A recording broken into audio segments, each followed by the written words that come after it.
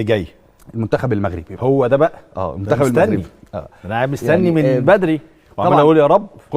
قلوبنا دايما مع المنتخبات العربيه ومع المنتخب المغربي تحديدا. ومنتخب مليء بالنجوم ومليء بالمواهب، وانا واحد من الناس يعني اكيد هشجع المنتخب المغربي في المجموعه السادسه. واتمنى رغم صعوبه المجموعه، وقلت لك يا كريم هم اللي في مجموعه ثانيه انا كنت شايف ان فرصهم هتبقى اكبر بكتير. عندهم جيل واعد جدا جدا، عندهم اسماء كبيره وعندهم نجوم في كل الخطوط وعندهم اكتر من قائد في كل خط. هذا ما يميز المنتخب المغربي. هاتوا لنا قائمه واحد بقى يا جماعه، عشان ده قائمه المنتخب المغربي فناخدها على المهل.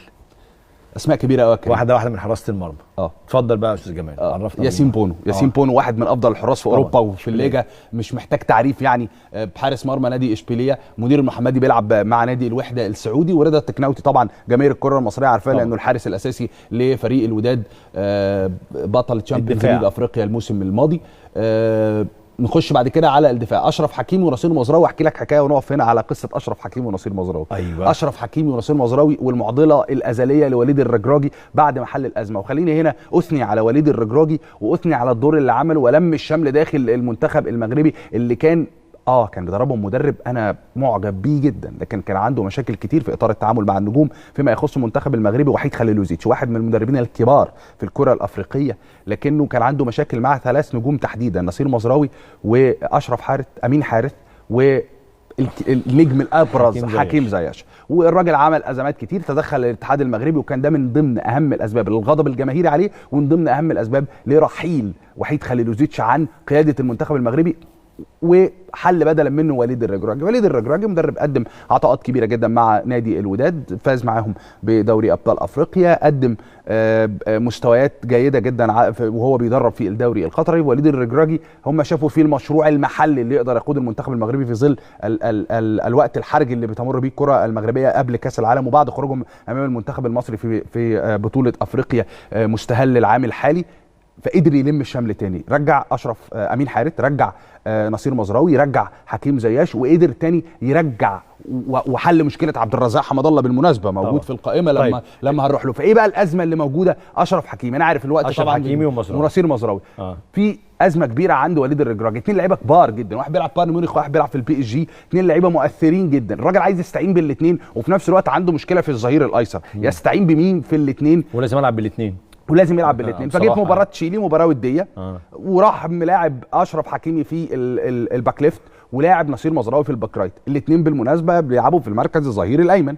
جه في مباراه الباراجواي راح مغير، راح مودي اشرف حكيمي على عزلته في الباك رايت وودى نصير مزراوي، واظن هتبقى دي المعضله فيما يخص تشكيل المنتخب المغربي حتى اللحظات الاخيره. وان كنت افضل واراها من الناحيه الفنيه ان اشرف حكيمي افضل انه يروح، رغم انه قوه كبيره لا يستهان بها في مركز الظهير الايمن، لكن اشرف حكيمي لعب قبل كده في مركز الظهير الايسر في اكتر من مناسبه سواء مع انتر ميلان او مع البي اس جي او مع المغرب حتى او مع منتخب المغرب حتى في بطوله افريقيا الماضيه. فاعتقد انه اشرف حكيمي اقرب، خبراته اكتر انه يغير مركزه، لكن نصير مزراوي هو اللي هيبقى موجود في الظهير الايمن. معاهم كمان نايف اجرد اللي عمل ابجريد كبير جدا في مسيرته بالذهاب من الدوري الفرنسي لويست هام، رومان سايس وخبرات كبيره جدا مع ويلفرهامبتون بعدين بشكتاش، اشرف داري اللي راح من الوداد وبالمناسبه واحد من افضل المدافعين اللي ظهروا داخليا في افريقيا وانتقل من نادي الوداد لنادي بريست في الدوري الفرنسي، يحيى عطية الله برضو من نادي الوداد ولاعيب مميز جدا، بدر بنون لاعب النادي الاهلي السابق واخيرا ضحك ليه الانضمام الدولي وعاد لمنتخب المغرب بعد طول غياب مع وحيد خليلوزيتش وفي كاس العالم ويلعب كاس العالم طبعا. وجواد يميخ بالمناسبه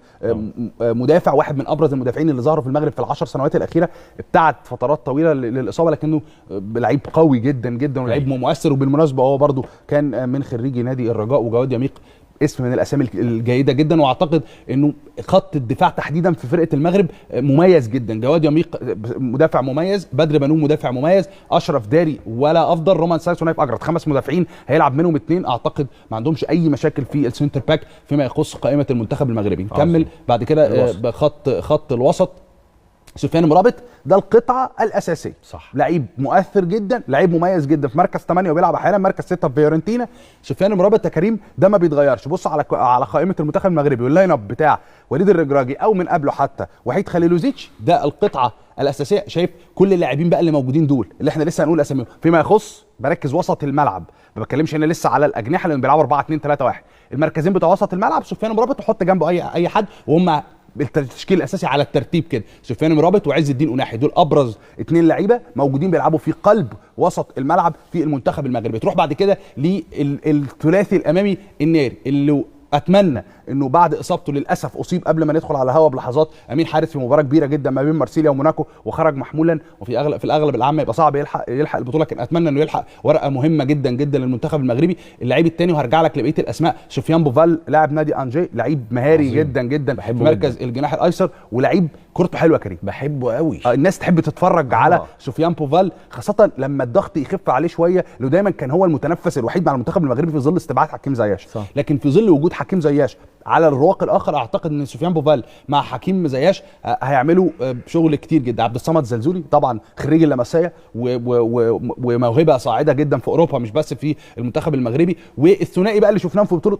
افريقيا لاول مره، زكريا ابو خلال لاعب تولوز والياس الكيو بي ار كوينز بارك رينجرز، ويحيى جبران طبعا لاعب الوداد لعيب خبرات كبيره جدا في وسط الملعب طبعا. واخيرا نروح بقى على خط الهجوم، خط هجوم قوي جدا. انا مش عارف الراجل بصراحه هيختار مين يلعب، موجود يوسف النصيري اشبيليه وعبد الرزاق حمد الله، انا رحت من 1 ل4 على طول، ووليد شديره وبلال خنوس جينكا اعتقد فرصهم هتبقى اقل شويه، لكن هو هيروح ليوسف نصيري طبعا ويبقى البديل بتاعه عبد الرزاق حمد الله. لكن تخيل لعيب بحجم عبد الرزاق حمد الله ده الاسترايكر البديل للمنتخب المغربي. اعتقد خط هجوم وخط وسط قوي جدا، ضربه مؤثره للمنتخب المغربي غياب امين حارث لو غاب بعد اصابته امام موناكو، لكن اعتقد يعني الخيره في الشباب اللي موجودين. انت عارف انا اقول لك حاجه بصراحه، مش حبا في المغرب، مش بس عشان منتخب شقيق، انا بحب المغرب كمنتخب اصلا ممتع، منتخب قوي جدا. ولو بصينا على الورق هنلاقي قائمه منتخب بلجيكا رقم 1، قائمه المنتخب الكرواتي رقم 2، منتخب المغربي رقم 3، والكندي رقم 4. بس انا متفائل تفاؤل كبير جدا المنتخب المغربي هياخد بطاقه من كرواتيا او من بلجيكا. انا متمنيا تفاؤلك ده. انا اتمنى جدا والله، وهشجع المنتخب المغربي في 3 مباريات طبعا. لكن المجموعه صعبه يا كريم. يعني وجود المنتخب الكرواتي اللي انا هقول لك فنيا عنده مشاكل كتير جدا، عنده مشاكل كتير جدا على الصعيد الفني، لكن عنده مشاكل كتير جدا على صعيد معدلات الاعمار لانه نفس الجيل. حلو، بس انا هنتكلم عن كرواتيا تفصيلا، بس المغرب انت متفائل ولا مش متفائل؟ انا يعني متفائل تفاؤل مشوب بالحذر، لانه المجموعه صعبه. ما طبعا صعب، لكن انا متاكد ان المنتخب المغربي مش هيقدم نسخه باهته. المنتخب المغربي هيقدم نسخه يبقى هم كمنتخب فخورين بيها، واحنا كعرب فخورين بالمنتخب المغربي انه هيمثل الكره العربيه والكره الافريقيه خير تمثيل في هذه المجموعه الصعبه جدا جدا جدا، فيها وصيف بطل العالم وصاحب المركز الثاني على التصنيف العالمي. طب ما تيجي نلعب لعبه قبل ما نروح للمنتخب الكرواتي عشان لازم اروح فاصل. يلا. بس لو قلت لك مين هيصعد من المجموعه ديت تقول لي مين؟ توقع بقى بعيد عن العاطفه بالمناسبه. يعني بلجيكا كرواتيا توقع. تمني بلجيكا المغرب. طيب. مش كرواتيا المغرب، بلجيكا المغرب. انا اتوقع كرواتيا والمغرب. اتمنى المغرب، يعني اتمنى اي حاجه فيها المغرب، ما يفرقش معايا بلجيكا كرواتيا كتير، لكن اتمنى بالمنتخب المغربي فعلا ياخد بطاقه. والايام بيننا عشان اقدر اتصور ان بلجيكا هتبقى في رايي او متصور هتبقى اقوى مفاجآت بطوله كاس العالم بالنسبه للهبوط او النتائج. متفق معاك، عشان كده قلت لك بلجيكا مش هتنافس زي ما الناس متوقعه صاحبه التصنيف الثاني، لكن صعب انهم يخرجوا من الدور الاول. لكن خلينا نشوف المباراه الافتتاحيه، لان بلجيكا كندا، وكندا زي ما الناس شايفاها قبل البطوله بتصفها بانها تكون حصلت المجموعه. انا بقول لك لا، هيخرجوا لكن مش هيبقوا بالشكل الضعيف اللي الناس متخيله.